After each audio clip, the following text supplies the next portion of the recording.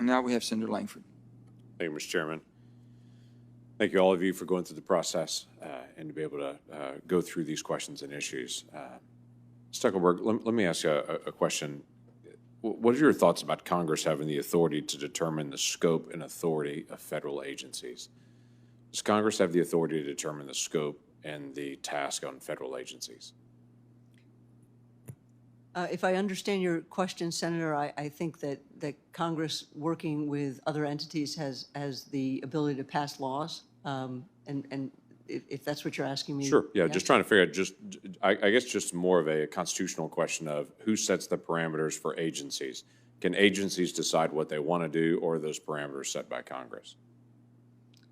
Senator, I've been nominated for the position of Assistant Secretary for Policy Management. But dealing with policy, and we'll absolutely be dealing with policy. Looking forward to working with you and others on this committee. I think that's outside the scope of what I will be doing on a day-to-day basis. I know the one thing that I will do is I will follow the regulations and the rules and the laws and work to implement the policies of the Secretary and the President. That's great. I asked, in 2016, you wrote at one point, in the face of persistent inaction in Congress to close the gaps in the nation's gun laws that leave many communities vulnerable to near-daily gun violence, today's common-sense actions demonstrate this administration's continued commitment to taking a comprehensive approach to addressing this public health crisis. Okay, no issue there. Then the next statement is, Center for American Progress is eager to continue working with leaders across the country to follow the President's example and explore opportunities to take action now without waiting for a recalcitrant legislature. That's one. In 2013, you wrote, there are more than a dozen appropriation riders passed each year, typically without any discussion or debate, which significantly limit the federal government's ability to regulate the firearms industry. Congress has interfered with the Bureau of Alcohol, Tobacco, and Firearms and Explosives' ability to fulfill its mission by enacting riders to the appropriation bills that dilute its power over licensed gun dealers.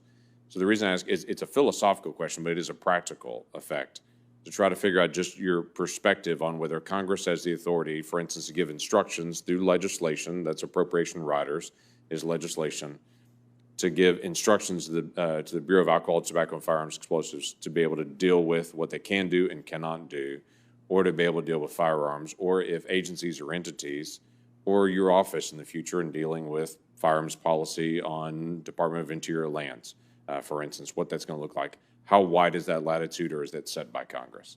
Senator, I look forward to working with you on further addressing this question, but let me zoom out for just one moment and say that absolutely Congress passes laws and works with agencies.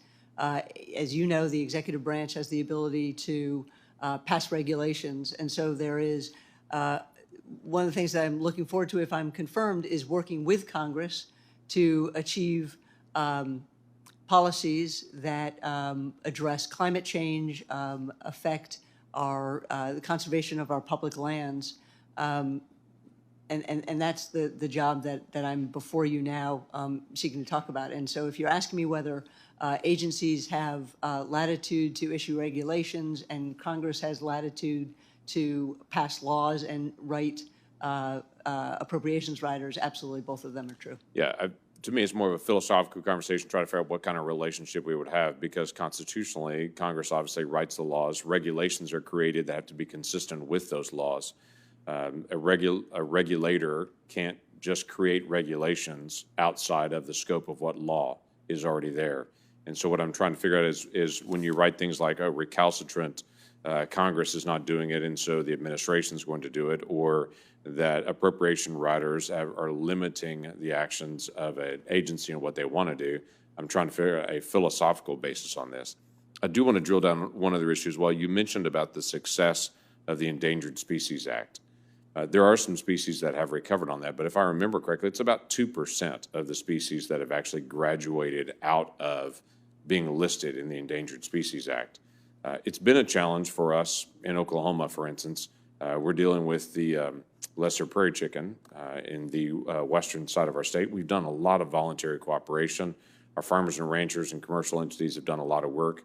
And when the agency steps in and says, thanks for all your work on this, but now we're going to take it from here, it diminishes some of that. So we do have some work to be able to do to actually have the Endangered Species Act actually be successful, because I don't see a 2% graduation rate as successful. So there's some things that we still need to be able to do to try to recover these species and graduate them off.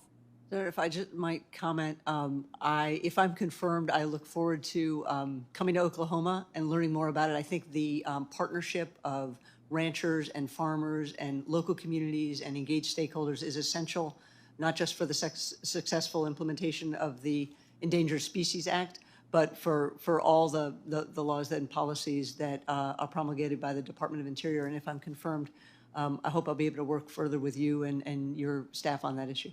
Great, thank you. Thank you, Mr. Chairman. Thank you, Senator Lankford.